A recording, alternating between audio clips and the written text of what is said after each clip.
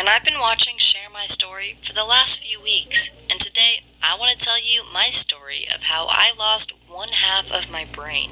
I was a completely normal girl until the age of 3, but then I had my first seizure, and I can still remember riding in the ambulance to get to the hospital. Unfortunately, the seizures didn't stop, and at one point I was having seizures every 5 minutes. The doctors diagnosed me with Ramessen's encephalitis. It's a rare inflammatory neurological disease which affects only one half of the brain. The doctors gave me all kinds of medicine to treat it, but nothing worked. And because the seizures kept me from falling asleep, I was close to death after a few days. That's why my parents allowed the doctors to cut out the affected area, which meant I'd lose half of my brain. Obviously, my parents were very worried about brain damage, but I was lucky. Because I was so young, my brain was still growing and developing. So even though I only had one half left, my brain was able to adapt and reorganize itself.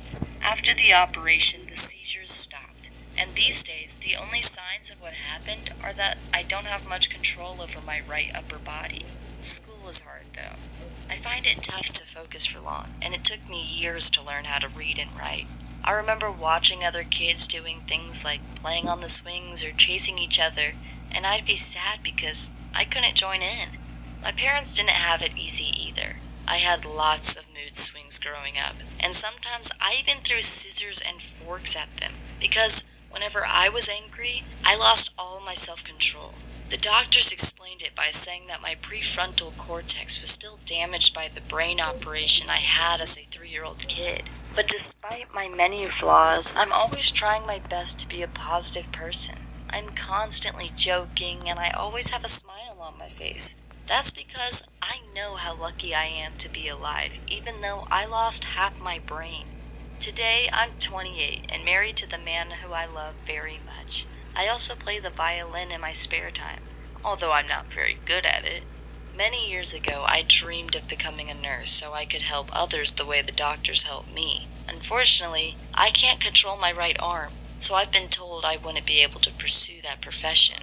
But instead, I became a part-time cleaner at our local hospital, and I also volunteer to spend time with patients who need someone to talk to. Recently, one of my former classmates was hospitalized. She was one of the girls that made fun of me back in middle school. She always said I was too dumb to be considered a human, and her comments made me feel very insecure about myself.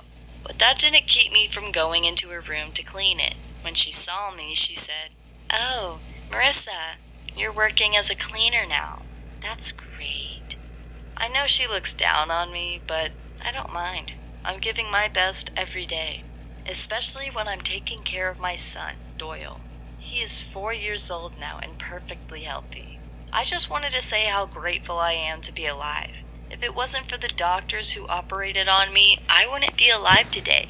And if I'd been born 200 years ago, people would have confused my seizures with me being possessed by a demon. I'm so lucky. Never forget that this could be your last day on Earth. You might suffer a stroke tomorrow and be gone in an instant. Don't waste your time complaining. I could spend all day thinking about what I can't do because of my brain damage. But instead, I just spend time with the people I love and who love me back. I have a simple but good life.